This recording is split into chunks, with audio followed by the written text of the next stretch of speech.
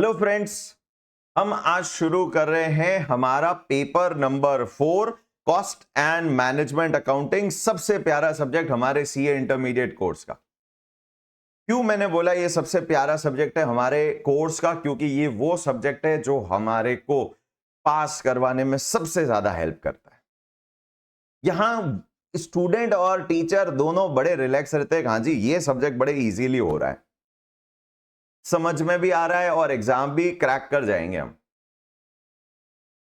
तो यहां 80-90 बड़े इजीली आते हैं स्टूडेंट के, अगर वो थोड़ी सी मेहनत कर ले जैसा इंस्टीट्यूट हमसे एक्सपेक्ट कर रहा है, और जो थोड़ी ही है, बहुत ज्यादा डिफिकल्ट कॉम्प्लेक्सिटी लेवल नहीं है। हाँ, May 24 ऑनवर्ड्स थोड़ा सा कॉम्प्लेक्सिटी लेवल बढ़ाया, बट स्टिल मैनेजेबल। तो यहां पर ये समझ में आ गया कि ये सब्जेक्ट हमारे को बहुत अच्छे से करना है, और अच्छे से का मतलब हमें बढ़िया सी प्रैक्टिस करके जाना है। ये सब्जेक्ट प्योर मैथमेटिक्स है, पर मैथ्स भी कोई बहुत हायर लेवल की नहीं, सिंपल अर्थमेटिक और एल्जेब्रा आता है, ये सब्जेक्ट हो जाता है। तो ये सब्जेक्ट का एक तो हो गया इंट्रोडक्शन कि जी सब्जेक्ट इजी है। तो चलिए सब्जेक्ट में अब है क्या वो देखते हैं। हम ऑलरेडी पेपर पैटर्न डिस्कस कर चुके थे, तो जैसा मेरा स्टाइल रहा है 15 साल से वैसा ही रहेगा। हमने क्या किया है, हम नोट्स आपके साथ शेयर कर देंगे, डिस्क्रिप्शन में अवेलेबल होगा गूगल ड्राइव लिंक हमारे पीडीएफ नोट्स का, और जो भी हम क्लास में करेंगे वो वर्कशीट भी हर वीडियो के साथ में उसका डिस्क्रिप्शन में उसका लिंक शेयर कर देंगे हम। यहां पर अब नोट्स में हमने क्या कर रखा है, जैसे हम एफएम और अकाउंट्स में नोट्स बनाते हैं वैसे ही नोट्स हमने यहां पर भी बनाए। स्टार्टिंग हर चैप्टर में थ्योरी के साथ होगी, जिसमें सारा इंस्टीट्यूट का थ्योरेटिकल मटेरियल कवर होगा। ऑफ कोर्स ये नोट्स मोस्ट अपडेटेड है टिल डेट। यहां पर हमने मई 2026 के लिए जो इंस्टीट्यूट ने स्टडी मटेरियल निकाला है वो इनकॉर्पोरेट कर दिया है। सितंबर 25 जो लास्ट एग्जाम हुआ है वो इनकॉर्पोरेटेड है, और उसके बाद में जो आरटीपी जनवरी 26 के लिए पब्लिश किए वो भी हमने इन नोट्स में इंक्लूड कर लिए। नोट्स पूरा थ्योरेटिकल पार्ट कवर करने के बाद में क्लास असाइनमेंट, और क्लास असाइनमेंट में भी मार्किंग करके दिए हर क्वेश्चन के साथ में कि जी क्वेश्चन नंबर 10 इंस्टीट्यूट के स्टडी मेट का इलस्ट्रेशन 4 है, क्वेश्चन नंबर 11 इंस्टीट्यूट के प्रैक्टिस क्वेश्चन का क्वेश्चन नंबर 4 है। Then 14 May 24 question number 14 May 24 में 5 मार्क्स का आया। देन 16 आरटीपी May 25 में ये कवर्ड है, यानी आरटीपी मॉड्यूल एग्जाम पेपर सब कुछ है। स्टूडेंट को इधर उधर कहीं कोई और मेहनत करने की जरूरत नहीं, ये नोट्स कर लें, बहुत है बहुत है। मुझे ऐसा लगता है, मेरे को ऐसा फील होता है कि अगर हम ये अच्छे से कर जाएं, हमें 80-90 क्रॉस करने से कोई नहीं रोक सकता, आराम से कर पाएंगे हम। बस इन नोट्स की प्रैक्टिस अच्छे से करके जानी है हमें एग्जाम में। उसके अलावा हर क्वेश्चन के नीचे उनका आंसर दिया ताकि हम वेरीफाई कर लें। क्लास असाइनमेंट के बाद में कुछ प्रैक्टिस असाइनमेंट के क्वेश्चन भी दिए हैं जो हमें कवर करने। प्रैक्टिस असाइनमेंट आपके लिए घर पे करने के लिए है। आपका काम क्या रहेगा, जो भी मैं पढ़ाऊं उसकी वर्कशीट को यूज करके आपको पहले क्लास असाइनमेंट पूरा कंप्लीट नोट डाउन करना है, और जो भी मैं होम असाइनमेंट के लिए दूं वो आपको घर पे करना है, और जो नीचे आंसर्स दिए हैं उनके साथ में आपको वेरीफाई करना है। नोट्स में सब कुछ कवर है, theory, numerical part as well as आपके जो इंस्टीट्यूट के मटेरियल में अवेलेबल है वो सारे केस स्टडीज भी इंक्लूड कर लिए मैंने। स्पेशली एमसीक्यू के लिए हमें बहुत ज्यादा मेहनत नहीं करनी है कोई, क्योंकि डायरेक्ट एमसीक्यू में भी वो जनरली न्यूमेरिकल छोटे छोटे कॉन्सेप्ट बेस्ड क्वेश्चन ही पूछ रहे हैं। तो अगर हमारा न्यूमेरिकल पार्ट स्ट्रांग है तो हम एमसीक्यू भी इजीली कर जाते हैं। ये मेरा एक्सपीरियंस है, जो हमने पेपर देखे या आरटीपी देखे एग्जाम के। तो शुरुआत करते हैं। पेपर कैसा है, बहुत पेपर में स्टार्टिंग में थ्योरी पहले 1-2 दिन हम स्टार्ट करेंगे हमारे पहले चैप्टर मटेरियल कॉस्ट से। वैसे इंस्टीट्यूट के मटेरियल में पहला चैप्टर इन्होंने थ्योरेटिकल दे रखा है, cost and introduction to cost and management accounting. हम उसको थोड़ा लेटर 3-4 चैप्टर करने के बाद करेंगे, ताकि थोड़े टर्म से हम थोड़े अवेयर हो जाएं तो वो चैप्टर समझने में आसान हो जाएगा। अभी मैं बोलूंगा ओवरहेड कॉस्ट, कई लोगों को ओवरहेड कॉस्ट के बारे में पता नहीं होता कि ये टर्म किस चीज के लिए यूज हुआ है, what is direct cost, what is indirect cost. तो हम अभी जब तक ये टर्म्स नहीं सीख लेते, हमें वो थ्योरी के चैप्टर में जाने का अभी कोई बहुत ज्यादा फायदा नहीं होगा। हम शुरू करेंगे मटेरियल कॉस्ट से। ऑफ कोर्स टोटल है 15 चैप्टर, टोटल है 15 चैप्टर, और हम ये जो नोट्स अपन करने वाले हैं ये अराउंड 150 आवर्स में हम पूरे करेंगे, और 150 आवर्स में पूरे करेंगे, और इसमें ऑलमोस्ट 500 क्वेश्चंस होंगे प्रैक्टिस असाइनमेंट मिला के। बहुत है, बहुत है, पर इतना ज्यादा डिफिकल्ट नहीं है, क्योंकि क्वेश्चन के सॉल्यूशन की साइज जनरली छोटी छोटी होती है। अगर आपको कॉन्सेप्ट आता है, क्विकली क्वेश्चन निकल जाता है 5-10 मिनट में। तो इतना प्रैक्टिस बनता है जब हमें पता चल गया कि पेपर आसान है। शुरुआत कैसे कर रहे हैं हम? ऑफ कोर्स शुरुआत कर रहे हैं, हमने पेपर के बारे में इंट्रोड्यूस कर दिया आपको कि जी पेपर टोटल हमारे पास में है यहां पर 15 चैप्टर, और पूरा सीक्वेंस में ही चलेंगे। हाँ, 1-2 चैप्टर का अप एंड डाउन कर देंगे। सबसे पहले हम शुरू कर रहे हैं, जैसे हमने चैप्टर 1 अभी स्किप किया, वो 5 चैप्टर के बाद में लेने वाले हैं। मटेरियल करेंगे which represent your raw material cost. हम कॉस्टिंग कर रहे हैं, तो अभी थोड़ा कॉस्टिंग भी समझेंगे। कॉस्टिंग किसी भी प्रोडक्ट की कॉस्ट, जो सर्विस या प्रोडक्ट मैन्युफैक्चरर बना रहा है या सर्विस प्रोवाइडर सर्विस दे रहा है, उसकी क्या कॉस्ट आ रही है, उस कॉस्ट को कैलकुलेट करने की।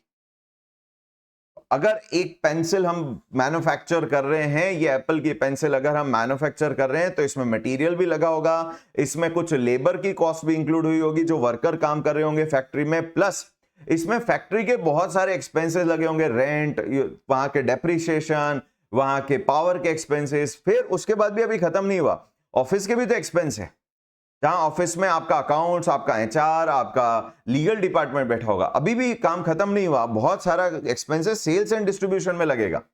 सेल्समैन को कमीशन देना पड़ेगा, प्रोडक्ट को जब मैन्युफैक्चरिंग साइट से या वेयरहाउस से डीलरशिप या रिटेलर तक पहुंचाना होगा, उसका ट्रांसपोर्ट कॉस्ट भी लगेगा।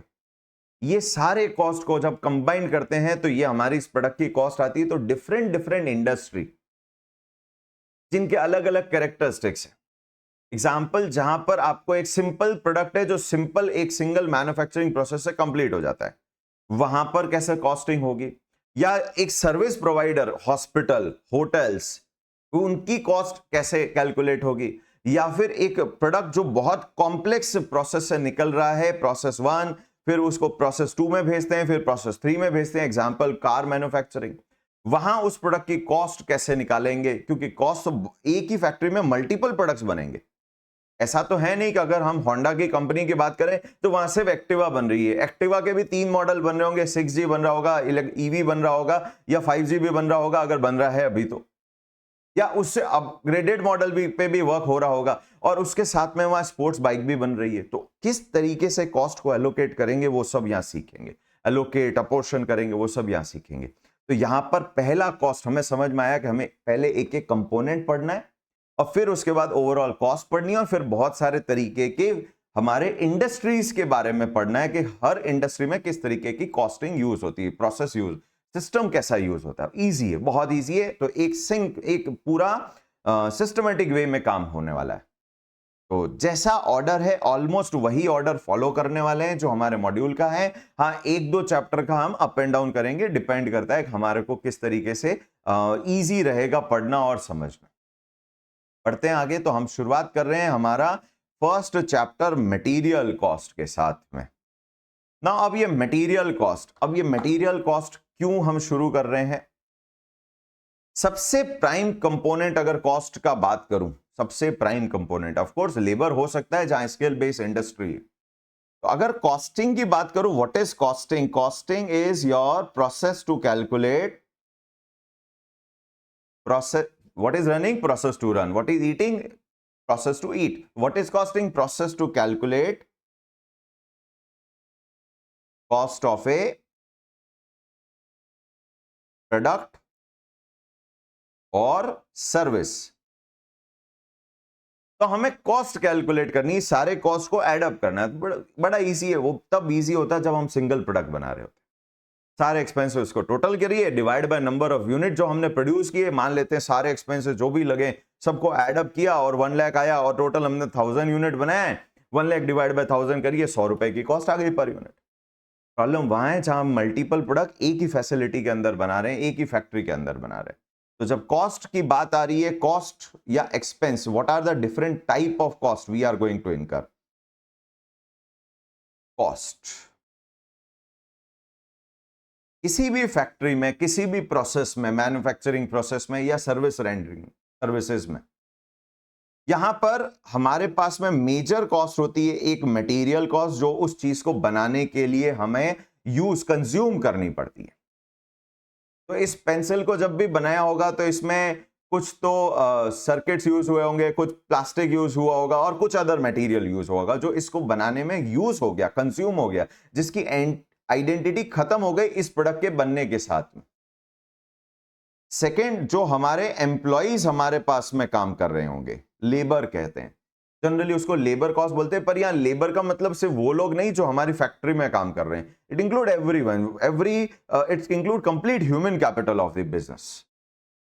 और फिर है हमारे अदर एक्सपेंसेस, जिसमें अदर एक्सपेंसेस में वो सारे एक्सपेंसेस आ जाएंगे जो फैक्ट्री में इनकर हुए, जो हमारे ऑफिस में इनकर हुए, या हमारे सेल्स एंड डिस्ट्रीब्यूशन डिपार्टमेंट में इनकर हो रहे हैं।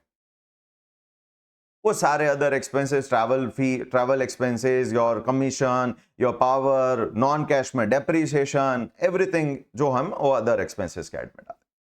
और यही हमारे स्टार्टिंग के 3 चैप्टर बनने वाले हैं, जिसका ऑलमोस्ट वेटेज 25 मार्क्स है हमारे सब्जेक्ट में। ऑलमोस्ट 25 मार्क्स के क्वेश्चंस हमारे इन 3 चैप्टर्स में से ही आने वाले हैं। Chapter material cost, labour cost and third वाले को बोलेंगे हम ओवरहेड कॉस्ट। तो यहां पर शुरुआत इसीलिए कर रहे हैं हम, सबसे पहला प्राइम कंपोनेंट किसी भी प्रोडक्ट को मैन्युफैक्चर करने में या रेंडरिंग ऑफ सर्विस में जो सबसे पहली कॉस्ट लगती है, that is related to material. Now जब मटेरियल की बात करते हैं तो अब हमारे यहां पर ऑफ कोर्स ये डिसीजन मेकिंग सब्जेक्ट है, कॉस्ट एंड मैनेजमेंट अकाउंटिंग। तो समवेयर ये सब्जेक्ट क्या करने वाला है, मैनेजमेंट को हेल्प करने वाला है। क्या हेल्प करने वाला है ये सब्जेक्ट? मैनेजमेंट को हेल्प करने वाला है different different type of decisions लेने के लिए। तो हमारा भी यही काम है as a cost and management accountant. Now ये सब्जेक्ट से क्या बनने वाले हैं, कॉस्ट एंड मैनेजमेंट अकाउंटेंट। तो वो as a cost and management accountant हमारा रिस्पॉन्सिबिलिटी है कि हम मैनेजमेंट को अलग अलग एस्पेक्ट, जो डिसीजन मेकिंग एस्पेक्ट है, वहां पर डेटा प्रोवाइड करें जो उस डिसीजन के लिए रेलेवेंट। तो यहां मटेरियल में कौन कौन से डिसीजंस लेने पड़ेंगे, मटेरियल में किस तरीके का डेटा हमें कैलकुलेट करना पड़ेगा, वो हम बात करते हैं। तो सबसे पहला डिसीजन जो मैनेजमेंट को लेना होता है मटेरियल से रिलेटेड, कि जी मटेरियल रखना कितना है, stock level. First decision is stock levels. कितना मटेरियल एवरेज रहना चाहिए, कितना मटेरियल मैक्सिमम, इससे ज्यादा नहीं होना चाहिए और इससे कम तो जाना नहीं चाहिए। ऑफ कोर्स लोएस्ट 0 होता है, पर 0 कोई रखना रिस्की है, स्टॉक आउट हो जाएगा। What is stock out? When you are out of stock. When you are out of stock means you have got demand, customer मांग रहा प्रोडक्ट आपसे, प्रोडक्शन की रिक्वायरमेंट आ रही है रॉ मटेरियल के लिए, पर आपके पास माल ही नहीं है यूज करने के लिए। ऐसे केस, ऐसे डिसीजन यहां पर इस तरीके के लेवल्स हमें पहले डिफाइन करने पड़ेंगे। तो ये पहला डिसीजन है जो हमारे को इस चैप्टर में टारगेट करना है। Number 2, order quantity.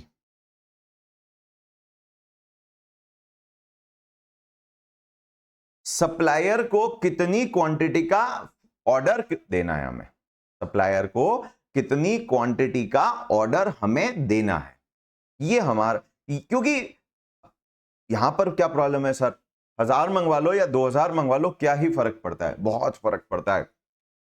नंबर 1, क्या सप्लायर क्वांटिटी डिस्काउंट कुछ ऑफर कर रहा है कि 1000 पे प्राइस 10 रुपए, 2000 पे प्राइस 9.5, वो 50, तो सर हाईएस्ट क्वांटिटी मंगवा लो, बढ़िया है, ज्यादा डिस्काउंट मिलेगा ना। फिर प्रॉब्लम है, जितना ज्यादा क्वांटिटी मंगाओगे उतना क्वांटिटी आपको स्टोर करना पड़ेगा, और जितना आप स्टोर करोगे उतना स्टोरेज का एक्सपेंस लगेगा। स्टोरेज में सिर्फ रेंट नहीं लगता है, जो आप प्रोडक्ट मंगवा के रखते हो उसमें पैसा इन्वेस्ट होता है, और जितना पैसा इन्वेस्ट होगा उस पे इंटरेस्ट कह लो या इन्वेस्टर की एक्सपेक्टेशन का रिटर्न कह लो, उसका मीटर चालू है।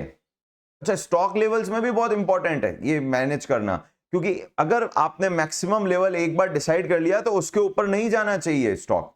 आप ज्यादा स्टॉक मेंटेन करोगे और वो मैक्सिमम लेवल के ऊपर चला गया तो चलो हम नॉर्मल एक let's say take example of two type of manufacturing process. एक है मिठाई बनाने वाला, मीठी बात, थोड़ी स्टार्टिंग मिठाई से करेंगे आज हम। तो उसका स्टॉक, ऑफ कोर्स मिठाई बनाने वाला क्या यूज करता होगा, मिल्क, पेरिशेबल है, क्वांटिटी स्टोर वैसे कर भी नहीं सकते, सेल्फ लाइफ उसकी खत्म हो जाएगी। नंबर 2 शुगर, सबसे मेन मटेरियल जो मिठाई वाले के लिए होगा वो शुगर है, और शुगर पेरिशेबल नहीं है, कुछ हद तक वो रह सकती है, 2 महीने 3 महीने 4 महीने जो भी उसका पीरियड रहेगा, वहां प्रॉब्लम नहीं है। और एक सेकेंड मैन्युफैक्चरर ले लेते हैं, केमिकल मैन्युफैक्चरर, जो शायद किसी पॉइजनस गैस को यूज कर रहा है अपने मैन्युफैक्चरिंग प्रोसेस में। होते हैं बहुत सारे ऐसे मटेरियल होते हैं जो ह्यूमन लाइफ के लिए सही नहीं है पर प्रोसेस में यूज होते हैं। आपने कंटेनर रखा है जी, लेट से वॉल्यूम्स में होगा, गैसियस मटेरियल है तो आपने क्यूबिक वॉल्यूम में होगा, तो आपने रखा 1000 क्यूबिक मीटर साइज का कंटेनर, और अब आपके पास में एक्स्ट्रा आ गई तो उसको रखोगे क्या, रिलीज कर देंगे क्या एनवायरनमेंट में, 2 4 साथ में ऊपर चले जाएंगे। अपने को मैक्सिमम लेवल भी डिसाइड ढंग से करना होगा, और उसमें ये रीऑर्डर क्वांटिटी और ये सब हमारे लिए क्या होगा, काम आएगी। ऑर्डर कितना करना है, एक्सेसिव ऑर्डर करके रखेंगे डिस्काउंट के चक्कर में, तो एक तो स्टोरेज के लिए स्पेस ज्यादा लगेगी, दूसरा इन्वेस्टर को रिटर्न भी देना पड़ेगा उसके इन्वेस्टमेंट पे।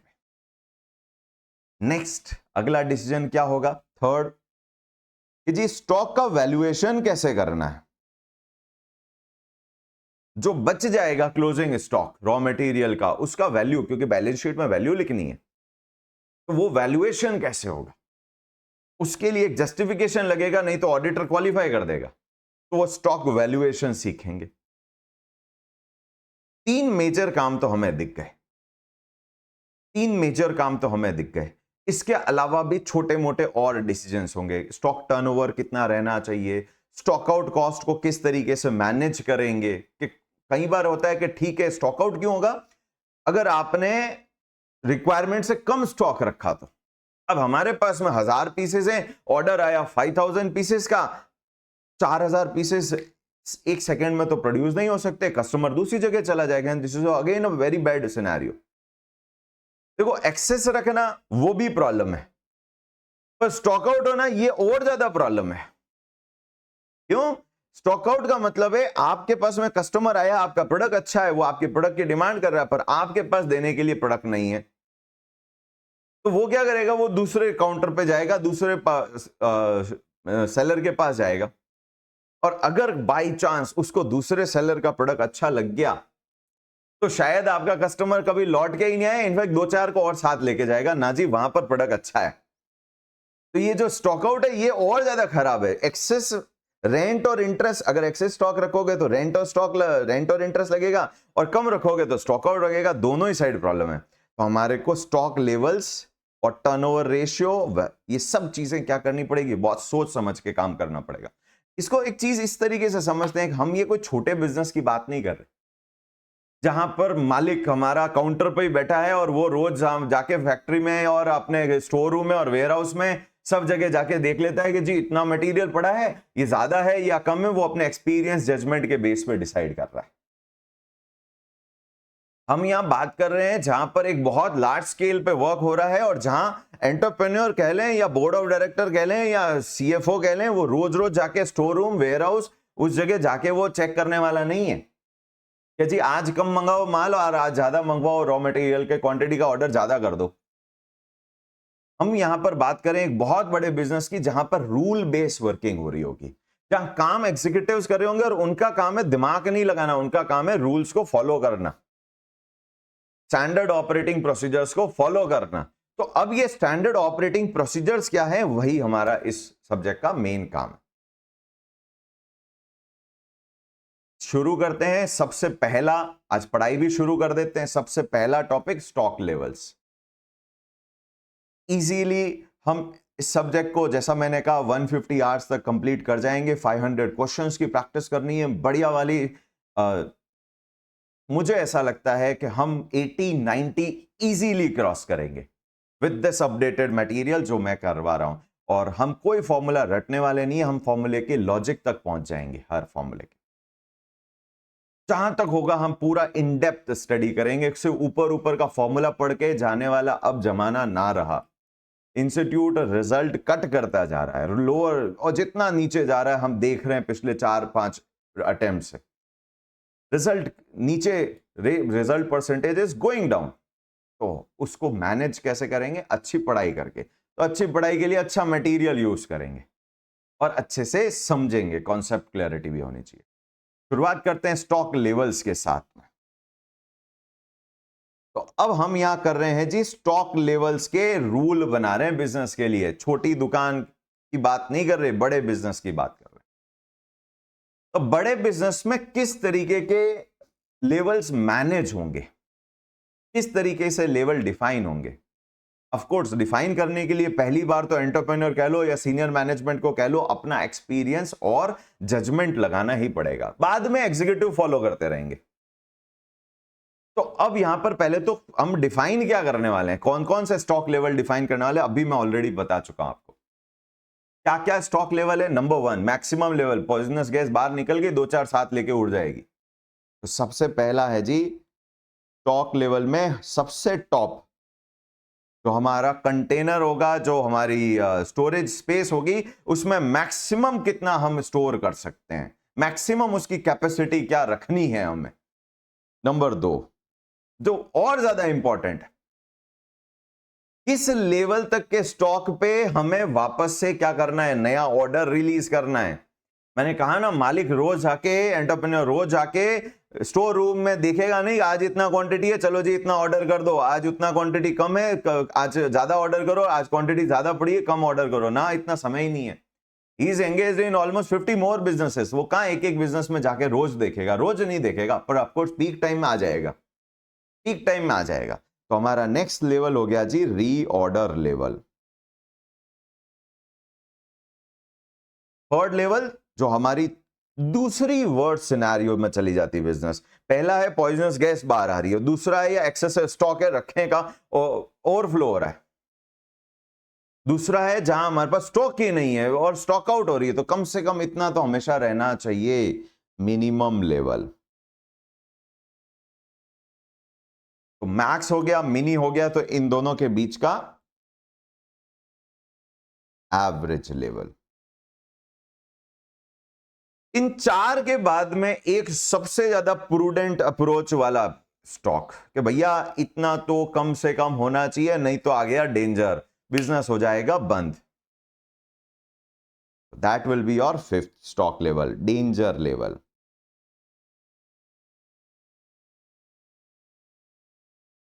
इसके अलावा एक और अप्रोच पढ़ेंगे, तो अभी पहले इन 5 की बात करते हैं। तो अगर मैं बात करूं थोड़ा सा, अगर इसको डायग्रामेटिक प्रेजेंट करूं, तो ये शायद हो गया हमारा एक कंटेनर, और ये जो लेवल है वो इसको रिप्रेजेंट करेगा मैक्स लेवल को।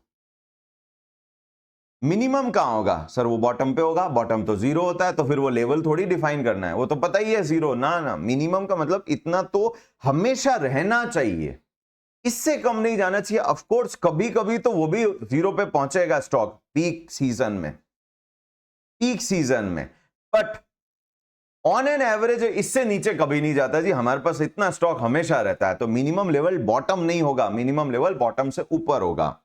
This represent your minimum level. सही है। एवरेज कहां होगा? ऑफ कोर्स इनके बीच में होगा। एवरेज का मतलब ही होता है max plus mini divide by 2। Reorder कहां पर करोगे? टॉप पे तो ऑफ कोर्स नहीं होगा, मिनिमम पे जाके हिट करेगा, फिर करोगे तो तब तक तो शायद पीक सीजन में डिमांड प्रॉब्लम हो जाएगी। तो रीऑर्डर लेवल समवेयर या तो एवरेज के ऊपर भी हो सकता है, नीचे भी हो सकता है, डिपेंड करेगा नंबर्स पे, डिपेंड करेगा नंबर्स पे। तो अभी मैं मान लेता हूं मेरा रीऑर्डर लेवल वो लेवल जहां पर हमें नया ऑर्डर देना है। ये ऑर्डर की क्वांटिटी नहीं है, ये इस कंटेनर की कैपेसिटी है जो अभी तक कम फुल है, यहां पर हमने एक नया ऑर्डर दे दिया है, या एक टर्म आता है रीऑर्डर क्वांटिटी, जो कि हमारा सेकंड पार्ट था डिसीजन का, ऑर्डर क्वांटिटी, रीऑर्डर क्वांटिटी। तो रीऑर्डर लेवल और रीऑर्डर क्वांटिटी में डिफरेंस क्या है? इसको बोलते हैं ROQ, शॉर्ट वर्ड अलाउड है, ROL एंड ROQ। तो अब ये ROL और ROQ में क्या डिफरेंस है? अब समझिए इसको इस तरीके से एग्जांपल लेके करते हैं कि मान लेते हैं मेरी फैक्ट्री का टोटल कैपेसिटी है 100 बैग्स को रखने का, मैक्सिमम हो गया वो 100 बैग्स। और जैसे ही मेरी फैक्ट्री में स्टॉक टच करता है 40 को, मैं एक नया ऑर्डर कर देता हूं एडिशनल 50 यूनिट्स का। जैसे जैसे फैक्ट्री में से माल को यूज करेंगे, रॉ मटेरियल को यूज करेंगे, कंजम्पशन करेंगे प्रोडक्शन के अंदर, तो वैसे वैसे वो 100 जो भी लेवल होगा उससे नीचे आएगा। और जिस दिन 40 टच करेगा, यानी 40 बैग्स है अपने पास में, एक नया ऑर्डर प्लेस हो जाएगा सप्लायर के पास। कितने यूनिट्स का? 50 के जी, 50 बैग और भेजो। अभी आए नहीं है, वो 40 कंज्यूम होते रहेंगे तब तक, जब तक वो जीरो होंगे तब आएगा, ऐसा नहीं है। कंज्यूम होते रहेंगे जितना रिक्वायरमेंट है, और जब नया ऑर्डर आएगा, नई ट्रक भर के आएगी तो 50 बैग्स लेके आएगी। इमीडिएट फिर हमारा क्या होगा? स्टॉक लेवल ऊपर चला जाएगा। तो आई होप डिफरेंस समझ में आया। तो 40 क्या रिप्रेजेंट करता है? 40 रिप्रेजेंट करता है ROL, लेवल जहां पर आपने नया ऑर्डर प्लेस किया। और 50 क्या रिप्रेजेंट करता है? 50 रिप्रेजेंट करता है ROQ, जितने का आपने नया ऑर्डर प्लेस किया। तो ROQ का इस ड्रम, इस कंटेनर की कैपेसिटी से कोई लेना देना नहीं। ऑफ कोर्स मैक्सिमम लेवल से तो ज्यादा होगा नहीं ROQ, पर डालो होल्ड कहां करेंगे, स्टोर कहां करेंगे? डेंजर लेवल कहां होगा? ऑफ कोर्स वो मिनिमम लेवल के भी कहीं नीचे होगा। भैया दुकान बंद होने वाली है, फैक्ट्री बंद होने वाली है, अब तो मालिक आ जाइए, आप खुद इन्वॉल्व हो जाइए, नहीं तो क्या हो जाएगा? शटर डाउन, दुकान बंद, फैक्ट्री क्लोज। तो वो शायद मिनिमम के भी नीचे होगा। तो अब हम समझते हैं, अब एज अ लेट्स से हम खुद एंटरप्रेन्योर है या हम सीनियर मैनेजमेंट है, तो ये लेवल कैसे डिसाइड होंगे? क्या डेटा हमें यूज होगा जिससे कि हम ये स्टॉक लेवल डिसाइड कर ले? देखो, एक तरीका है कि मैं आपको फॉर्मूले दे दूं, बड़ी आराम से हमारे बुक में फॉर्मूले दे रखे हैं। ये जी ROL का ये फॉर्मूला है, मैक्सिमम का ये, मिनिमम का ये, एवरेज का ये, डेंजर का ये है। फिर सेफ्टी स्टॉक का एक लेवल और अलग है, वो हम बाद में डिस्कस करें, वो सेकंड कॉन्सेप्ट हो जाएगा इसी के अंदर। अभी हम सिंगल बिन सिस्टम पे काम कर रहे हैं, जहां पर एक कंटेनर है। एक होता है 2 बिन सिस्टम, एक बड़ा कंटेनर, एक छोटा कंटेनर, वो अलग बात पे करते हैं। पहले ये 5 लेवल डिस्कस करते हैं। यहां पर अब सबसे पहले ये डिसीजन होगा कैसे? ये एक तो तरीका फॉर्मूले बता दूं एंड देन क्वेश्चंस करते चले जाएं, फॉर्मूले में डेटा इंपुट करिए और काम खत्म हो जाए। या एक दूसरा है कि हम फॉर्मूला समझें। ऑफ कोर्स फॉर्मूले का कोई बहुत ज्यादा मैथमेटिकल डेरिवेशन है ही नहीं है। ये फॉर्मूले आपके जजमेंट के बेस पे, जो एक्सपीरियंस के बेस पे आप काम करने वाले हो, वही ये फॉर्मूले। तो ये फॉर्मूले बने कैसे हैं हम वो समझ रहे हैं। क्वेश्चन तो फटाफट हो जाएंगे एक बार अगर फॉर्मूला समझ लिया तो सबसे पहले अब हमारे को क्या, ये डिसाइड कैसे करेंगे? ये डिसीजन, अच्छा ये जो हम पढ़ रहे हैं डिसीजन, ये आगे बहुत सारे बड़े क्वेश्चन में भी ये कॉन्सेप्ट बार बार काम आएगा। तो ये डिसीजन कैसे करेगा सीनियर मैनेजमेंट? क्या एक्सपीरियंस या जजमेंट से, कौन सा डेटा, बेस डेटा यूज करके हम ये लेवल्स डिसाइड करेंगे? सोचो। एग्जाम्पल उसी मिठाई वाले दुकान के लेते हैं, जोधपुर से। तो एक जोधपुर में एक बढ़िया सी शॉप है, जोधपुर स्वीट्स। अब इस जोधपुर स्वीट्स के पास में क्या मेजर रॉ मटेरियल होगा? मटेरियल की बात कर रहे हैं ना। एक होगा मिल्क, पेरिशेबल कमोडिटी है, उसको आप स्टोर कर ही नहीं सकते। 2 दिन 3 दिन के बाद तो चीज खराब हो जाती है। तो उसको तो सीजनल डिमांड के हिसाब से ही कंटिन्यूअस परचेज ऑर्डर करने पड़ेंगे, और उसके लिए कोई बहुत बड़ा आपको ये डिसीजन नहीं लेना होगा। वो सीजनल बेसिस पे चेंज होती रहेगी, फ्लक्चुएट होती रहेगी आपके लेवल्स वहां पे। तो हम पेरिशेबल कमोडिटी की बात नहीं कर रहे, हम बात कर रहे हैं जो स्टोर की जा सकती। तो सेकंड सबसे इंपॉर्टेंट मटेरियल जो मिठाई बनाने में, दैट इज शुगर, जो स्टोर भी होती है। अब हम बात कर रहे हैं शुगर के कंटेनर के ये लेवल से डिसाइड करने हैं। और ये मान के चलते हैं मालिक जो होगा उस शॉप का, वो सिर्फ कब आएगा शॉप में? बाकी काम मैनेजर करेगा, बाकी टाइम मालिक सिर्फ कौन से सीजन में इन्वॉल्व होगा, peak season, off peak season या नॉर्मल सीजन, ये भी सोचना चाहिए। मिठाई कब सबसे ज्यादा सेल होती होगी? ऑफ कोर्स फेस्टिवल सीजन, वो भी दिवाली।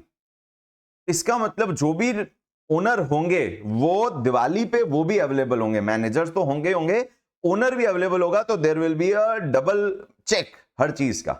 पीक सीजन में गड़बड़ नहीं हो सकती भैया, पीक सीजन ही तो कमाई का सीजन है, और उसी में अगर अपने पास माल नहीं है, शक्कर के बिना क्या शुगर फ्री मिठाई खाओगे क्या? वैसे तो आजकल उसका भी क्रेज है, अंजीर डाल देंगे या फिर खजूर की मिठास से हमारे को मिठाई बन रही, पर मीठा तो शुगर से जो मिठाई बनती है वही जमता है मेजर लोगों को, तो शुगर फ्री मिठाई की बात नहीं करते। बट ये मान के चलेंगे पीक सीजन में मालिक रहेगा, मैनेजर भी रहेगा, तो अगर मैनेजर से कोई गलती हो गई तो हमारे जो ओनर हैं वो उसको करेक्ट करने के लिए वहां बैठे हैं। यहां स्टॉक कम नहीं पड़ना चाहिए, नहीं तो दिवाली के दिन शटर डाउन हो जाएगा। सेकेंड, तो मालिक कब इन्वॉल्व होगा? Peak season. ऑफ पीक में जरूरत नहीं है, ओनली जब डेंजर लेवल हिट होता है तो ही मालिक की जरूरत है, या फिर नॉर्मल सीजन में भी मालिक की जरूरत नहीं है। रूल बने हुए, रूल को मैनेजर्स या एग्जीक्यूटिव्स फॉलो करते रहेंगे। अब बात करते हैं peak season, off peak season और नॉर्मल सीजन। पीक सीजन 12 महीने में होती कितने टाइम है? 1 महीना, Diwali period. Off peak season 1 महीना, जो दिवाली के बाद वाला 1 महीना होता है, जहां कोई फेस्टिवल और वेडिंग्स वगैरह नहीं होती है। नॉर्मल सीजन 10 महीने, 10 महीने। तो इन सीजन्स को ध्यान में रखते हुए और ये समझते हुए कि एंटरप्रेन्योर पीक सीजन में इन्वॉल्व होगा, ऑनर इन्वॉल्व होगा, बट बाकी के सीजन में नहीं होगा। ये लेवल्स डिसाइड करते हैं। अब ये लेवल्स डिसाइड करते हो डेटा क्या यूज होगा, क्या डेटा यूज होगा? ऑफ कोर्स रॉ मटेरियल है तो यूज हो रहा है, कंज्यूम हो रहा है, तो यहां सबसे पहला डेटा लगता है कंजम्पशन का डेटा। कंजम्पशन का डेटा, शुगर की बात कर रहे हैं, केजीस पर डे, रोज कितना कंज्यूम होता है, रोज कितना कंज्यूम होता है। Peak season, high, max, peak, कुछ भी बोल देंगे वो, क्योंकि शुगर की कंजम्पशन डेली सेम तो नहीं होगी। जब पीक पीरियड चल रहा होगा तो कंजम्पशन भी ज्यादा होगा, जब ऑफ पीक पीरियड चल रहा होगा तो लो या मिनिमम कंजम्पशन चल रहा होगा, अदरवाइज एवरेज या फिर नॉर्मल कंजम्पशन चल रहा होगा। मान लेते हैं फिर से, डेली बेसिस पे अगर वो 1000 केजी की स्वीट सेल कर रहे हैं तो उसमें अगर 50% शुगर है तो 500 केजी का शुगर हो गया। पर पीक में वो 1000 केजी सेल नहीं कर रहे होंगे, पीक में वो सेल कर रहे होंगे 3000 केजी। एक महीना जो पीक सीजन चल रहा है 1500 केजी। मिनिमम से मिनिमम, कोई फेस्टिवल नहीं, कोई वेडिंग के ऑर्डर नहीं है, फंक्शंस के ऑर्डर नहीं है, तो ऑफ कोर्स स्टिल शुगर मिठाई सब फिर भी खा लेते हैं, थोड़ी बहुत सबको चलती है एक स्वीट डिश। मान लेते हैं कि उनका सेल होता होगा 500 केजी का, तो या 600 केजी का, थोड़ा राउंडेड नंबर रखते हैं, तो आधा शुगर 300 केजीस। या तो वो हमें एवरेज दे दे कि जी ऑन एन एवरेज बाकी के जो नॉर्मल सीजन है उसमें कितना प्रोडक्शन, कितना कंजम्पशन हो रहा है, या तो वो दे दे कि जी 500 हो रहा है, 600 हो रहा है। अदरवाइज हम क्या करेंगे, क्वेश्चन में अगर इंफॉर्मेशन नहीं हो कि नॉर्मल कंजम्पशन कितना है, तो हाई और लो को कंबाइंड करके डिवाइड बाय 2 कर देंगे, एवरेज निकाल लेंगे। 1500 प्लस 300 1800 डिवाइड बाय 2 900। मान लेते हैं क्वेश्चन ने दिया information 800 KG, random number use कर रहे हैं। क्वेश्चंस एक बार अगर ये कॉन्सेप्ट समझ में आ गया, क्वेश्चन तो फटाफट, क्वेश्चन में यही डेटा मिलेगा, उसको हमें सिर्फ क्या करना होगा, फॉर्मूले में इनपुट करना होगा। चलो जी, एक डिटेल तो आ गई कि रोज का रोज, पर डे हम कितना कंज्यूम कर रहे हैं, ये डिटेल हमें मिल गई। दूसरा और क्या चाहिए, तो अब हमारे को कितने का कंटेनर का मैक्सिमम साइज रखना चाहिए, कितने पे ऑर्डर करना चाहिए शुगर को, कैसे डिसाइड करें? कितना ऑर्डर करना चाहिए वो अभी मान लेते हैं, सेकंड जो क्वेश्चन है उसका डेटा गिवन है, उसका डेटा अभी गिवन है, मान लेते हैं, मानते हुए चलते हैं कि वो डेटा अभी अवेलेबल है। Let's say reorder quantity is 2500 kg। मान लेते हैं कि जी हमारा खुद का ही ट्रक है जो जाके लेके आता है, और हमारे ट्रक की साइज है 25 बैग लाने की, एक बैग है 100 किलो का, तो हमारे टोटल हर बार हम कितने का ऑर्डर करेंगे, 25 बैग का, तो ट्रक में कितना माल आएगा, 2500 केजी आएगा, 2500 केजी आ जाएगा। तो हम मंगाएंगे नहीं, ट्रांसपोर्ट कॉस्ट लगती है ज्यादा, हम मंगा नहीं सकते, ओवरलोड हो नहीं सकता ट्रक। तो जो ट्रक का साइज है वो हमने लिख दिया, रीऑर्डर क्वांटिटी का at any point of time जब भी ऑर्डर करेंगे सप्लायर को कितने का करेंगे, 2500 केजी का करेंगे। अब और क्या डेटा चाहिए, तो ये तो हमने अभी क्या कर लिया है, कांस्टेंट कर लिया है। हमारा सेकंड, तो 2500 ही क्यों करें, हम तो 3000 कर दें, 2000 कर दें, हाँ उसका डिसीजन हम करेंगे सेकंड पार्ट में, नेक्स्ट जब हम कॉन्सेप्ट डिस्कस करेंगे। नेक्स्ट अब यहां पर क्या करना है, और क्या डेटा चाहिए, सोचो। कंजम्पशन पर डे आ गया, अब इसके बेस पे कंटेनर का साइज कैसे पता करें। हमें माल मंगवाना है तो मंगवाना है, तो ऐसा इंस्टेंट तो है नहीं कि यहां ऑर्डर किया और बस ट्रक हमारे फैक्ट्री के बाहर ही खड़ी है, स्टोर रूम के बाहर ही खड़ी है, उसको वहां से लोड होके आने में समय लगता है, and this period is called as, नया टर्म यूज करते हैं, लीड टाइम।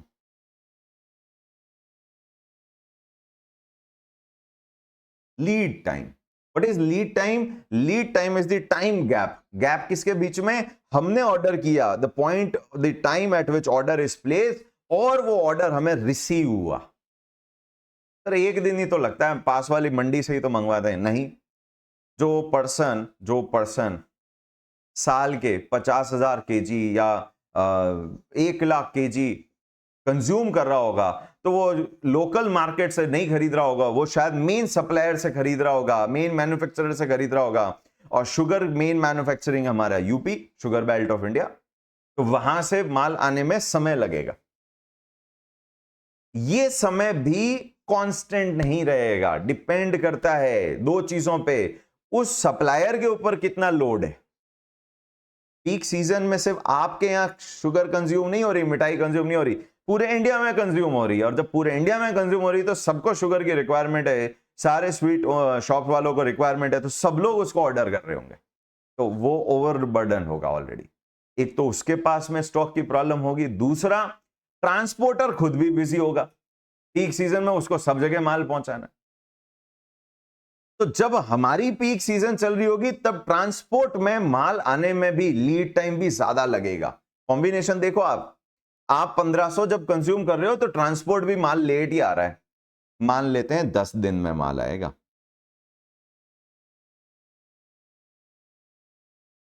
मान लेते हैं 10 दिन में माल आएगा, थोड़ा सा, ठीक है, 10 दिन। जब ऑफ पीक सीजन चल रही होगी, ऑफ पीक सीजन सिर्फ हमारे यहां नहीं होगी, सब जगह होगी, हम भी नहीं मंगवा रहे तो कोई और भी नहीं मंगवा रहा है शुगर, लोएस्ट कंजम्पशन हो रहा है, तो वो भी बंदा खाली बैठा है, सप्लायर शुगर वाला, और ट्रांसपोर्टर भी खाली बैठे हैं। आप तो बस ऑर्डर करो, वहां गाड़ी लोड हुई हुई है, 2 मिनट में, यहां 2 मिनट में तो नहीं आएगी पर थोड़े टाइम में आ जाएगी, थोड़े टाइम में आ जाएगी। Let's go for 4 days. Question average दे दे तो बहुत अच्छी बात है, नहीं तो हम 10 + 4 डिवाइड बाय 2 करके 7 डेज मान लेंगे।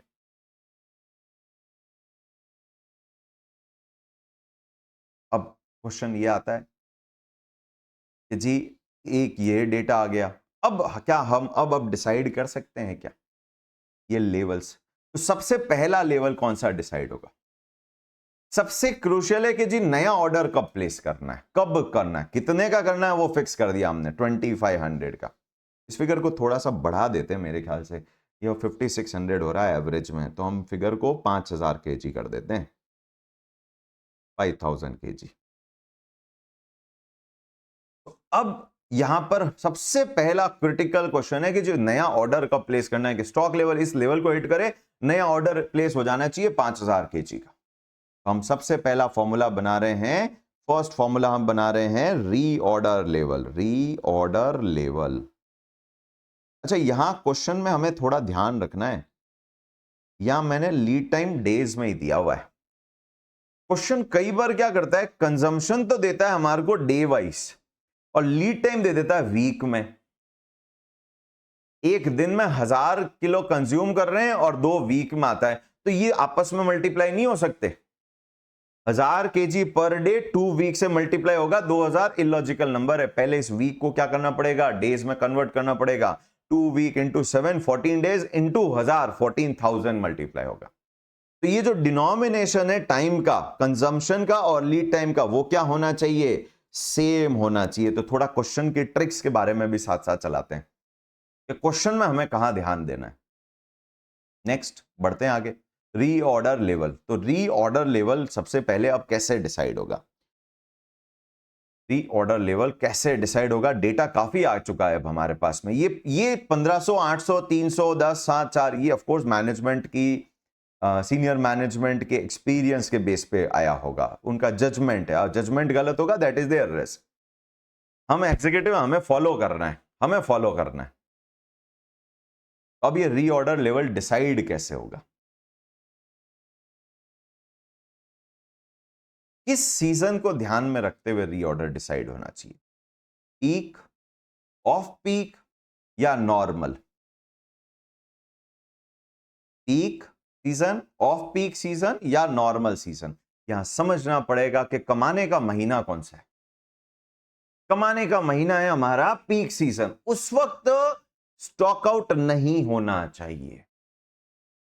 इतना होना चाहिए स्टॉक में जिससे कि पीक सीजन में जब तक नेक्स्ट ऑर्डर आए हमारे यहां पर, तब तक हमारे पास में माल रहना चाहिए। नहीं तो हमारे को फैक्ट्री या शॉप क्या करनी पड़ेगी, बंद करनी पड़ेगी। और सर इससे तो फिर ऑफ पीक में ज्यादा होल्ड हो जाएगा स्टॉक। देखो दोनों साइड खराब है। ज्यादा होल्ड करोगे तो रेंट और इंटरेस्ट का नुकसान हो रहा है, कम होल्ड करोगे तो स्टॉक आउट का नुकसान हो रहा है। ज्यादा खराब कौन सा है, ज्यादा खराब कौन सा है, दोनों ही साइड खराब है, पर ज्यादा खराब कौन सा है, स्टॉक आउट। कस्टमर को, when you lose a customer, वो अकेला नहीं गया, वो 4 को साथ लेके जाएगा और उसको दूसरा काउंटर या रिटेलर समझ में आ गया, वो शायद वापस कभी नहीं आएगा। तो हम थोड़ा स्टॉक ज्यादा बर्दाश्त कर लेंगे ऑफ पीक सीजन में, और नॉर्मल सीजन में रेंट इंटरेस्ट भर देंगे, पर कस्टमर का हमारे को लॉस नहीं होना चाहिए, स्टॉक आउट नहीं होना चाहिए। तो reorder level is decided you assuming or keeping which season in mind, this is peak season। थोड़ा ज्यादा रखेंगे स्टॉक, पूरे साल रखेंगे, कोई बात नहीं, रेंट इंटरेस्ट भर देंगे। अच्छा सर ये रूल बार बार क्यों नहीं बदल देंगे, क्योंकि एंटरप्रेन्योर रोज नहीं आएगा, मैनेजमेंट रोज इंटरवीन नहीं करता है।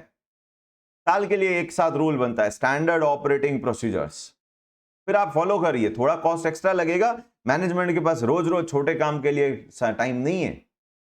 ये देखते हुए तो पीक सीजन में कितना होना ही चाहिए हमारे पास में गुड्स। तो पीक सीजन में रोज कितना कंज्यूम हो रहा है, यही तो था पीक सीजन। ये ऑफ पीक और ये नॉर्मल सीजन की बात हो गई। अब पीक सीजन में हम कितना कंज्यूम कर रहे थे, रोज का रोज 1500 किलो, और गाड़ी भी लेट आ रही है, सप्लायर के पास भी ओवरबर्डन है और गाड़ियों पे भी है, ट्रांसपोर्ट वाले पे भी है, 10 दिन लगते हैं। यानी जब तक हमारा नया स्टॉक आएगा वापस, तब तक 1500 इंटू 10, 15,000 केजी तो होना चाहिए, नहीं तो काम रुक जाएगा। तो what should be your reorder level. Answer मिल गया, आंसर मिल गया, फॉर्मूला मिल गया। Formula is 1500 into 10, 1500 per day into 10 days, यानी 1500 किलो, 15,000 केजी हमारे पास में हमेशा होना चाहिए। फॉर्मूला क्या बन गया, इट इज मैक्सिमम कंजम्पशन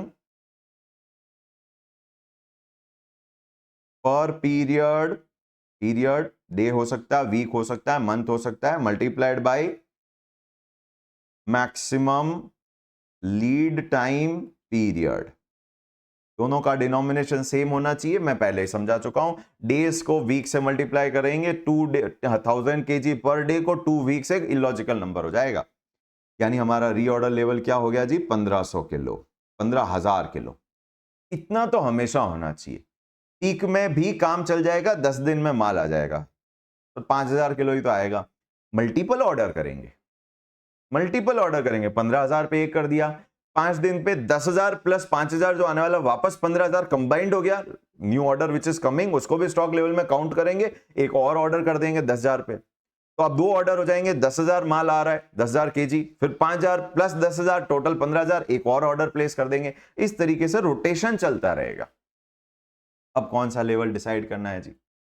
अब डिसाइड करना है कंटेनर का साइज, यानी कि मैक्सिमम लेवल, क्योंकि उसके लिए हमें स्पेस लगेगी, स्पेस रेंट पे लेनी पड़ेगी। तो सेकेंड फॉर्मूला बनाते हैं अब किसका? Maximum level. मैक्सिमम लेवल कब हिट करेगा? जब कंज्यूम नहीं हो रहा है। कंज्यूम कब नहीं हो रहा है? जब हम क्या चला रहे हैं? ऑफ पीक सीजन, वो 1 महीना। ऑफ पीक में कंज्यूम भी कितना हो रहा है? 300 केजी। माल भी कितने टाइम में आ रहा है? 4 डेज में। तो कितना?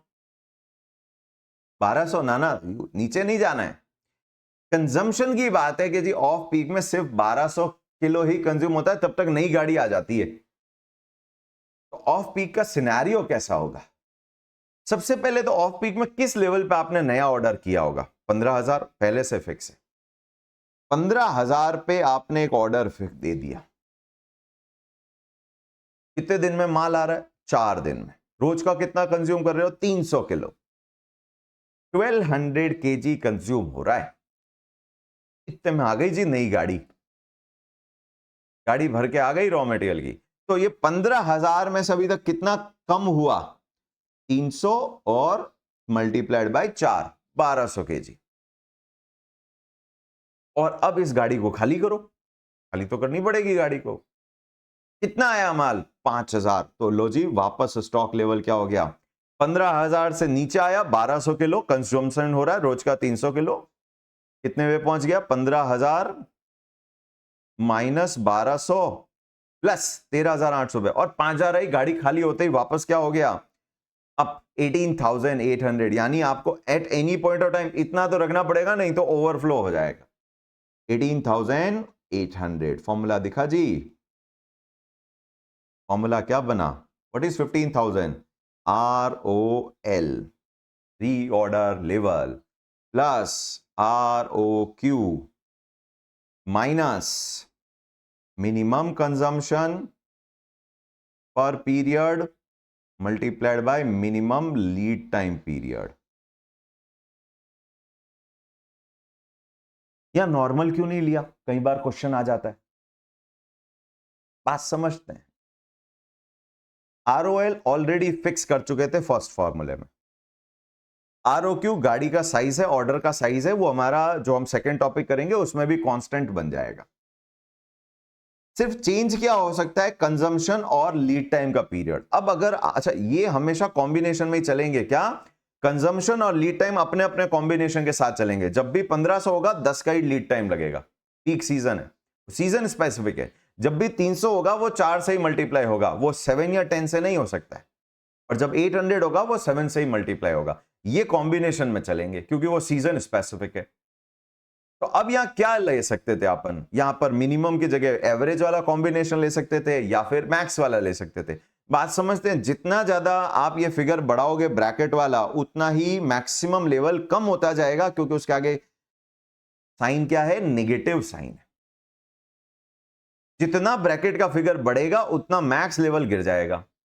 और मैक्स लेवल कम होने का मतलब है ऑफ पीक में तो आपके 18,800 होने ही वाली है क्वांटिटी, क्योंकि आपने 15,000 में ऑर्डर देना है, 5,000 का 1,200 कंज्यूम हुआ और 5,000 आ गया, तो 18,800 तो हिट करेगा ही करेगा। नॉर्मल सीजन और पीक सीजन में मैक्सिमम हिट ही नहीं करेगा। और हमें कंटेनर की साइज की बात करनी है, तो कंटेनर साइज कोई बार बार चेंज नहीं हो सकता है, तो उसको इतना बनाना होगा कि वो तीनों सीजन के लिए सफिशिएंट हो। आपको लीज पे जगह लेनी पड़ेगी, तो आप जगह महीने वाइज चेंज नहीं कर सकते, तो इतनी लेनी होगी, चाहे पीक सीजन हो, चाहे ऑफ पीक हो, चाहे नॉर्मल सीजन हो। हमारा स्टोरेज स्पेस कम नहीं हो सकता। तो स्टोरेज स्पेस कब कम पड़ेगा? जब आपका ऑफ पीक चल रहा होगा। तो हमें ऑफ पीक को ध्यान में रखते हुए हमारी स्टोरेज स्पेस रेंट पे लेनी पड़ेगी। तो ये हो गया जी हमारा 18,800। फॉर्मूला मिल गया। अब इस फॉर्मूले में बात समझते हैं, 5 वेरिएबल है। एक है मैक्सिमम लेवल। अच्छा, डिफरेंस है यहां, मैक्सिमम लेवल और मैक्सिमम कंजम्पशन में अपने आप में डिफरेंस है, कंफ्यूज नहीं होना इस वर्ड में। मैक्सिमम लेवल है स्टॉक कंटेनर का लेवल, और कंजम्पशन है रोज कितना यूज कर रहे हो, यूसेज कितना है। इस फॉर्मूले में 5 वेरिएबल है, एमएक्स लेवल है, आरओएल है, आरओक्यू है, मिनिमम कंजम्पशन पर पीरियड और minimum lead time period. 4 variable अगर मिल जाए तो क्या पांचवा निकाल सकते हैं अलजेब्रा यूज करके, साइड बाइड चेंज करके? बिल्कुल। तो हमारे को आरओएल का एक और फॉर्मूला मिल गया, इससे बना एक और फॉर्मूला आरओएल का। आरओएल का फॉर्मूला क्या बन गया? Max level minus ROQ plus minimum consumption per period multiplied by minimum lead time period. तो ये थोड़ा इस तरीके से जिगजैग करवा के अलजेब्रा लगवा के हमारे से अलग अलग डेटा निकलवाएंगे, कोई बहुत मुश्किल नहीं पड़ता। नेक्स्ट आगे बढ़ते हैं। लो जी, ये आ गया 18,800, ये हो गया मैक्स लेवल। अब बात करते हैं मिनिमम लेवल की। मिनिमम लेवल के भाई इससे नीचे नहीं जाना चाहिए। हाँ ऑफ कोर्स बॉटम तो 0 ही होगा, पर बॉटम हर बार हिट नहीं होता, बॉटम पीक में हिट होता है। तो पीक में तो मिनिमम 0 होगा ही, पता है। इसका मतलब मिनिमम लेवल डिसाइड करते वक्त पीक सीजन की बात नहीं करते। पीक में तो 0 होना ही है। आपने रखा ही 15,000 और 15,000 तक जब तक माल आएगा तब तक वो 0 हिट करता रहेगा। ऑफ पीक में मिनिमम हिट ही नहीं होता, कंजम्पशन ही नहीं हो रही। ऑफ पीक में तो मैक्स की तरफ जा रहा है स्टॉक। यानी मिनिमम लेवल कौन से वाले सीजन के लिए है? नॉर्मल सीजन, जो कि मैक्सिमम 10 साल का, 10 महीने का पीरियड है। 1 महीना पीक, 1 महीना ऑफ पीक, 10 महीना नॉर्मल सीजन। तो नॉर्मल में क्या कॉम्बिनेशन चल रहा है? 800 kg and 7 days. 800 kg and 7 days. तो कितना हो जाएगा जी? आपने ऑर्डर कितना किया? ऑर्डर कब किया शुरुआत? कि जी 15,000 पे नया ऑर्डर किया था। आरओएल नॉर्मल सीजन चल रही है, रोज का कितना कंज्यूम हो रहा है? कि जी 800। कितने दिन में नई गाड़ी आ रही है? कि जी हमने ऑर्डर कर दी, गाड़ी आने में 7 दिन है। लो जी 7 दिन, कितना कंज्यूम हो गया? 5600। 15,000 से आ गए नीचे, 5600 नीचे आ चुका है। तो 15,000 में से 5600 गया, 9400 पे टच हो गया है। अभी गाड़ी पहुंच चुकी है, अनलोड नहीं करना है। उससे पहले वाला ये लेवल तो मिनिमम लेवल है। यानी on an average basis 9400 kg will be your minimum level. क्या फॉर्मूला बन गया? ROL minus minimum, sorry not minimum, average consumption per period multiplied by average lead time period. इससे एक फॉर्मूला बन गया ROL का वापस। ROL is equals to minimum level plus average consumption per period multiplied by average lead time period।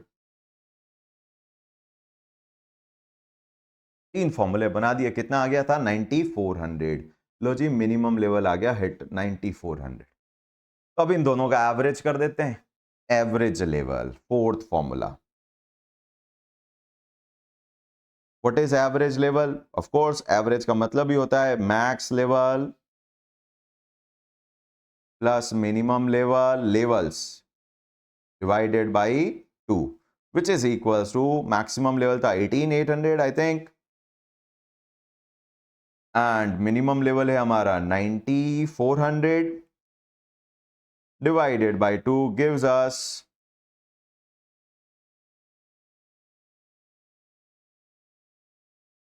14,100। By chance हमारा काम set हो गया, नंबर सेट हो गए 14,100। और आरओएल उससे ऊपर है, वो डिपेंड करता है। आरओएल नीचे भी हो सकता था, वो नंबर्स पे डिपेंड करता है। Last, danger level. Danger level last, इसी के साथ ये हमारे स्टॉक लेवल के फॉर्मूलेज बन गए। अभी एक कॉन्सेप्ट बाकी है सेफ्टी स्टॉक का, पर हम कुछ क्वेश्चंस कर जाएंगे अभी।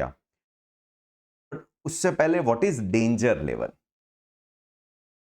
डेंजर आ गया जी, दुकान बंद होने वाली है, गलती हो गई, गलती के कारण ही होगी कि जी रूल फॉलो नहीं हुआ, रूल फॉलो नहीं हुआ, शॉप क्लोज हो रही है, फैक्ट्री क्लोज हो रही है, एंटरप्रेन्योर नीड्स टू इंटरवीन, उसको आना पड़ेगा अब, नहीं तो भैया दुकान बंद।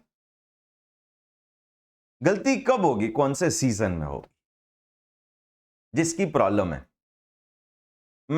मैक्सिमम पीक सीजन में कभी गलती नहीं होगी, क्योंकि मैनेजर भी खड़ा है और ओनर भी खड़ा है, दो लोग ध्यान रख रहे हैं, कंट्रोल है। मैनेजर से गलती हो सकती है, ओनर गलती नहीं करेगा। पीक ओवर, पीक में डेंजर लेवल काम नहीं आएगा। ऑफ पीक में गलती हो भी गई, कोई बात नहीं, अब रेक्टिफाई करते रहेंगे, उसके लिए कोई एक्स्ट्रा कॉस्ट इनकर नहीं करनी हमें, एक्स्ट्रा कॉस्ट इनकर नहीं करनी, क्योंकि गलती को रेक्टिफाई करने के लिए आपको क्विक डिलीवरी करवानी पड़ेगी, और क्विक डिलीवरी में आपको एक्स्ट्रा कॉस्ट लगेगी, एक्स्ट्रा कॉस्ट लगेगी क्विक डिलीवरी। और क्विक डिलीवरी का मतलब उसका lead time, emergency delivery period. एक नया नंबर मिलेगा अब हमारे को यहां पर, एक नया नंबर मिलेगा अब हमारे को यहां पर, एक और लीड टाइम मिलेगा, इमरजेंसी। इमरजेंसी जी बड़ी दिक्कत वाली सीन है, तो जी 2 दिन में माल आ जाएगा, जल्दी से जल्दी भेजो, भले पैसे एक्स्ट्रा लगे, थोड़ी रेट ज्यादा लगा देना, पर आप तो माल भेजो जी, शॉप बंद नहीं होनी चाहिए। पीक में ये होगा नहीं, ऑफ पीक में हमें कोई इमरजेंसी होती ही नहीं, हम गलतियां हो गई कोई बात नहीं, वैसे भी कोई सेल हो नहीं रही, मंगवा लो, 2 दिन कुछ नहीं, काम नहीं करेंगे, ऐसे ही रह जाएंगे, कोई नुकसान नहीं होना। यानी इस चीज का यूज होगा average period, average normal period के दौरान। और नॉर्मल पीरियड के दौरान रोज कितना कंज्यूम कर रहे हो? 800।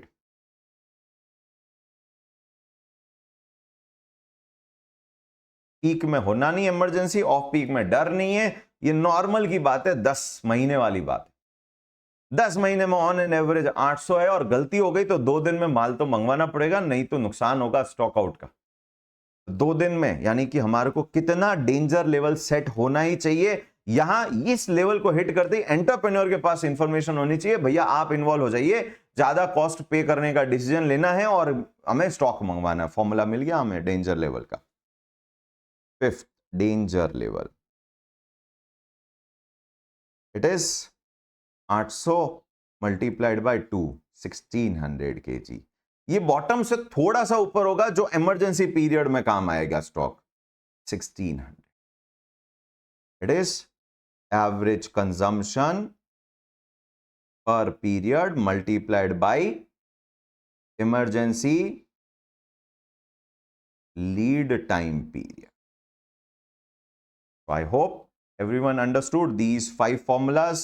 ROL, ये बुक, ये नोट शेयर कर दूंगा मैं। ROL max into max, minimum level, ROL minus average into average, third formula था I think, ROL minus average into average.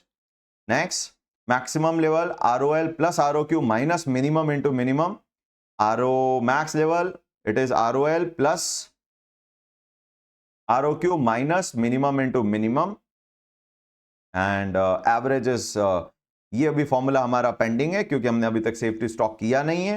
And last is average level, danger level, average into max delivery period for emergency purchases और emergency lead time. तो ये हम 5 फॉर्मूले कर चुके। अभी safety stock बाद में नेक्स्ट पीरियड, नेक्स्ट क्लास में ले लेंगे, नेक्स्ट स्टडी सेशन में ले लेंगे, बट उससे पहले ले लेते हैं कुछ क्वेश्चंस। अब कॉन्सेप्ट हो गया हमारा 5 फॉर्मूले। अब आपका आज क्या काम है, आपको ये फॉर्मूले बाय हार्ट होने चाहिए, क्योंकि आने वाले नेक्स्ट 25 सवाल में ये फॉर्मूले बार बार काम आने वाले हैं, तो हम बार बार पीछे जाके नहीं देख सकते। और अब कॉन्सेप्ट को जो हमने पढ़ लिया, जो लॉजिक से हमने ये डिफाइन कर दिए, वो ठीक है। एग्जाम के लिए जरूरी है फॉर्मूले बाय हार्ट होना, तो एग्जाम के लिए आपको ये फॉर्मूले याद करने ही है। बढ़ते हैं आगे क्वेश्चन के साथ में। अब क्वेश्चंस कहां है भाई? क्वेश्चन नंबर 1 पे आ जाते हैं, क्वेश्चन नंबर 1 पे आ जाते हैं।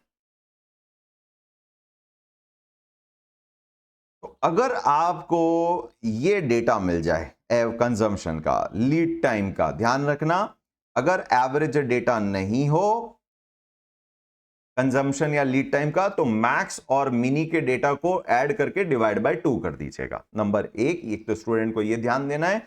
नंबर 2, जो डिनोमिनेशन है पीरियड का, लीड टाइम और कंजम्पशन का, दोनों सेम होना चाहिए। एक वीक में और एक मंथ में या डेज में नहीं होना चाहिए। अगर अपने को कंजम्पशन, लीड टाइम और आरओक्यू का ये डेटा अगर मिल जाए तो क्या हम ये सारे फॉर्मूले कैलकुलेट कर सकते हैं क्या? Yes we can. Let's go for practice of one question. एक क्वेश्चन करते हैं और आपके लिए आज एक प्रैक्टिस असाइनमेंट भी दे देते हैं। पहला दिन है लेक्चर 1। हमने क्लास वर्क का कॉन्सेप्ट ले लिया, हमने क्लास वर्क के अभी क्वेश्चन कर देने हैं और आपके लिए हमने आज होमवर्क भी क्रिएट कर दिया।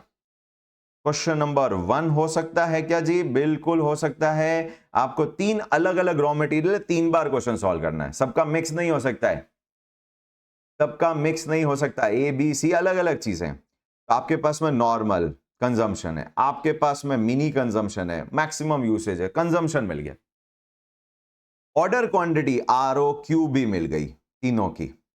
Lead time 2, 2.5 and 3, 3, 3.5 and 4। इस तरीके से कर देंगे, हम एवरेज निकाल लेंगे। तो हमारे पास में आर ओ क्यू है, आपके पास में लीड टाइम है, आपके पास में यूसेज क्वांटिटी है तीनों सीजन्स की। तो क्या अपन चारों कैलकुलेट कर सकते हैं क्या? तो ये आपका प्रैक्टिस असाइनमेंट नंबर 1, ये होमवर्क। सेकंड अभी नहीं करेंगे क्योंकि यहां पर ईओक्यू के कॉन्सेप्ट की बात है, वो सेकंड हमारा जो स्टडी सेशन होगा हम उसमें कवर करेंगे। हम बढ़ते हैं आगे, थर्ड ऑनवर्ड्स भी नहीं होगा, सब में ईओक्यू का रिक्वायरमेंट है, यानी हम नेक्स्ट सेशन में भी एक पूरा कॉन्सेप्ट लेंगे जो आगे क्वेश्चंस में काम आएंगे। तो आपका आज का काम है question number 1 practice assignment, answers दिए हुए वेरीफाई करने के लिए कर लीजिएगा। हम चले जी क्लास असाइनमेंट क्वेश्चन पे। क्लास असाइनमेंट का भी हम एक क्वेश्चन करते हैं, एक क्वेश्चन करते हैं, ज्यादा नहीं कर पाएंगे क्योंकि समय पूरा हो जाएगा।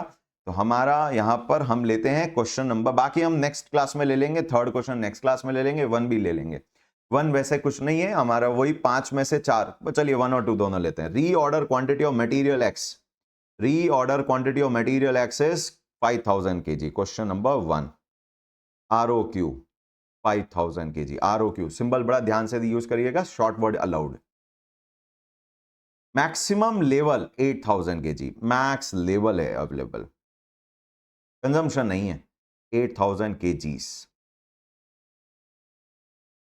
नेक्स्ट मिनिमम यूसेज, अच्छा इनको इस तरीके से कर देते हैं अपन, स्प्लिट कर देते हैं।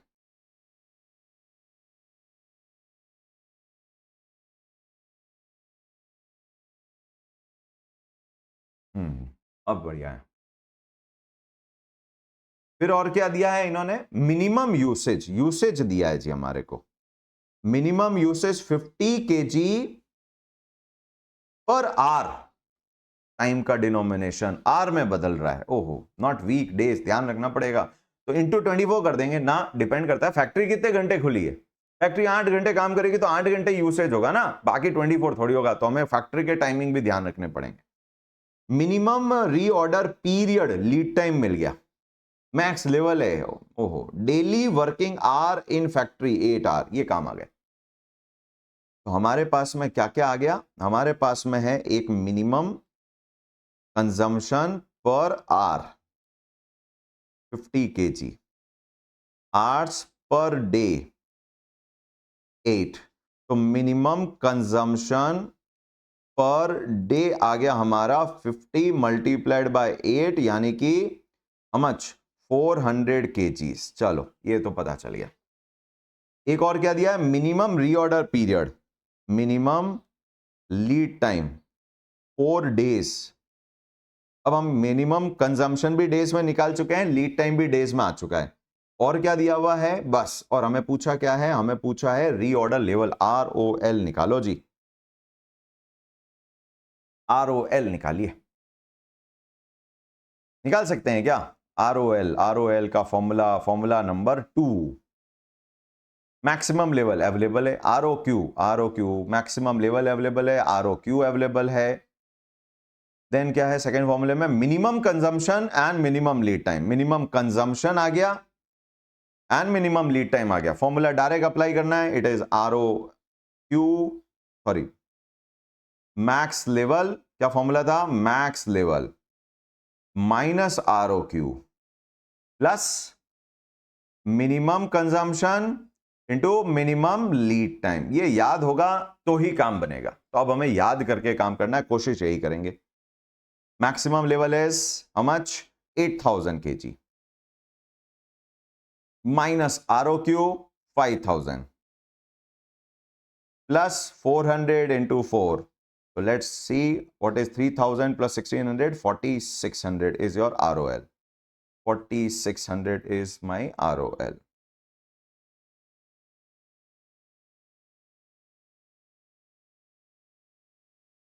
(46) is my ROL. इस तरीके से आपको आंसर्स मिल रहे हैं वेरीफाई करने के लिए। Let's go for second part. Second question क्या बोलता है देखें।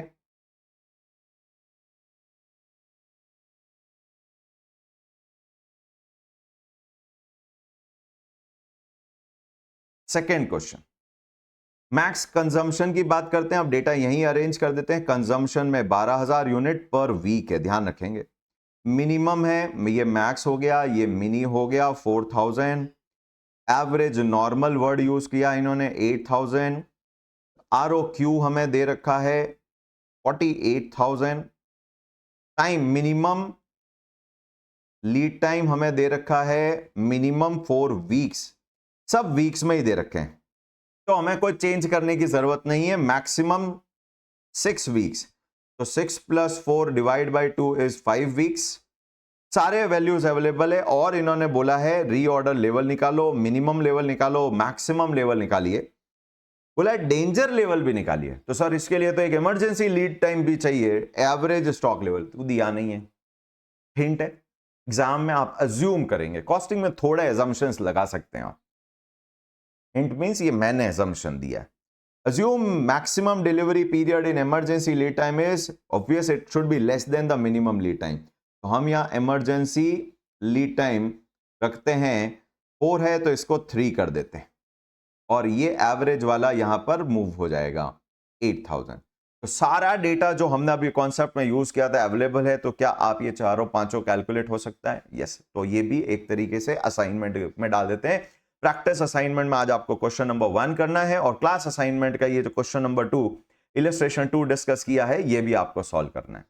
इसी के साथ हम अपना लेक्चर 1 कंप्लीट करते हैं। नेक्स्ट लेक्चर में हम सेकंड बड़ा कॉन्सेप्ट लेंगे सब्जेक्ट का, इस चैप्टर का, reorder quantity, optimum reorder quantity या economic reorder quantity, order quantity calculate करने का, EOQ कहते हैं शॉर्ट में। इंटरेस्टिंग रहेगा, बढ़िया डेरिवेशन है और EOQ का डेरिवेशन सिर्फ यहां काम नहीं आएगा, हम जब जॉब एंड बैच कॉस्टिंग करेंगे वहां काम आएगा, जब FM में वर्किंग कैपिटल करेंगे वहां पर भी जे बॉम्बेल मॉडल है। ये तीनों एक ही चीज है, मैं तीनों जगह बार बार यूज करूंगा तो एक ही जगह कॉन्सेप्ट पढ़ेंगे, अच्छे से पढ़ लेंगे। इसी के साथ आज करते हैं डन फॉर टुडे। तो thank you everyone and if you have any doubt please put your doubt in the comment section, I will reply there. Thank you everyone.